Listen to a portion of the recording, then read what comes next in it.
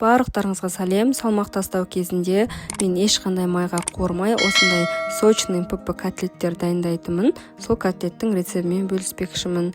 Ең алдымен постный етті фарш қылып тартып аламыз. Дайын болған фаршқа 3 пияз, 1 бас чеснок, 1 жұмыртқа, дәміне қарай тұз, бұрыш қосамыз.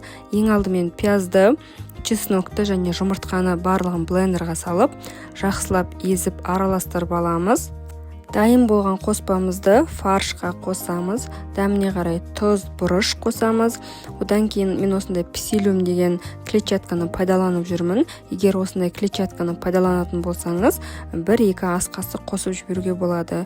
Егер жоқ болып жатса, онда керек емес. Мен бастапқыда осылай қасықпен араластырдым, кейіннен қолмен барлығын жақсылап араластырдым. Егер фарш сізге құрғақтау болып тұрса, онда кішкене мөлшерде бір 30-40 мл су құйып жіберсеңіз болады.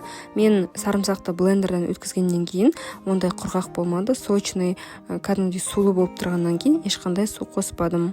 Енді котлеттерді жасап бастаймыз. Жасамас бұрын қолымды суық суға сулап алдым. Сол кезде фарш қолға ешқандай жабыспай, котлеттер жақсы жасалады. Сонымен қоса тақтайшаның бетіне целлофан қойып қойдым. Алған кезде котлеттер жабыспау үшін. Енді сковородкамызды дайындай береміз. Орташа отта қыздырамыз. Сковородка кішкене қызғаннан кейін осылай котлеттерді сыйғанынша тізіп шығамыз. Бетіне кішкене су тамызамыз. Одан кейін крышкасын жауып 3-4 минуттай бір жағын пісіреміз. Бізде май қоспағандықтан осылай кішкене су қосамыз, өйткені асты жабысып қалмау керек. Шамамен 3-4 минутта бір жақ беті пісіп шығады. Одан кейін екінші жақ бетіне ауыстырамыз. Бізде майсыз болғандықтан оттың астын қадағалаңыз, орташа отта болу керек. Әйтпесе котлеттеріңіз күйіп кетеді. Шамамен 3-4 минуттан кейін котлеттің екінші жақ беті де піседі. Дайын болған котлеттерді алып, кейінгісін дәл сол жаңағы көрсеткен жолмен пісіреміз. Негізі бұл котлеттерді духовкада пісірсеңіз де болады, бірақ байқағаным духовкада кішкене сухойлау болып шығады, ал осылай сковородкаға пісірсеңіз, онда сочный күшті котлеттер болады. Арасында мен енді бірақ духовкаға да пісіремін. Салмақ тастау кезінде ет өнімдерін жиі пайдаланамын.